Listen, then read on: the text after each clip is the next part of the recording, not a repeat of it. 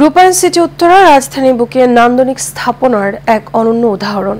আবাসন খাতের নান্দনিক স্থাপনা পরিদর্শন করেন দেশ বরেণ্য ভাস্কর হামিদুজ্জামান খান।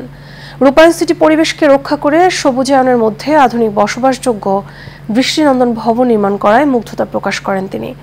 আনসার ইসলামের ক্যামেরায় রকিব মানিকের রিপোর্ট। রূপায়ণ সিটি উত্তরা আবাসন খাতের এক বিশ্বস্ত নাম। ১৫০ বিঘা জমির উপর নির্মিত হয়েছে রূপায়ণ সিটি।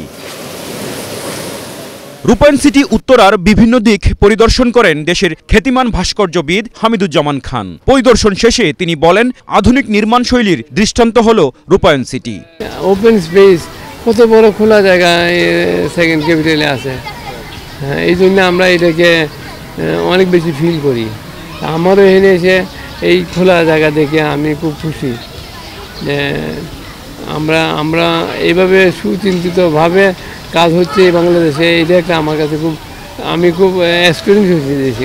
প্রতিটি ভবনের আশপাশে খোলামেলা জায়গা, খেলার মাঠ, পার্ক, ওয়াকওয়ে, সুইমিং পুল ও সবুজায়ন প্রাধান্য পাওয়ায় ভূয়সী প্রশংসা করেন তিনি। রূপায়ণ গ্রুপ তো এটা ব্যতিক্রম।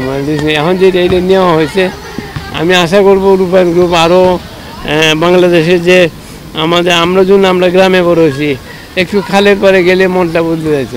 সেই ন্যাচারাল জিনিসগুলো যদি রূপায়ণের পক্ষে সম্ভব হয়তো আমি মনে করি যদি এরকম আরও ন্যাচারাল জিনিস ফ্লো করে পানিটা আরও বাড়াইলে আরও ভালো লাগতে পারে। পরে রূপায়ণ সিটি উত্তরার সিইও এম মাহবুবুর রহমানের সঙ্গে বৈঠক করেন খ্যাতিমান এই ভাস্কর্যবিদ।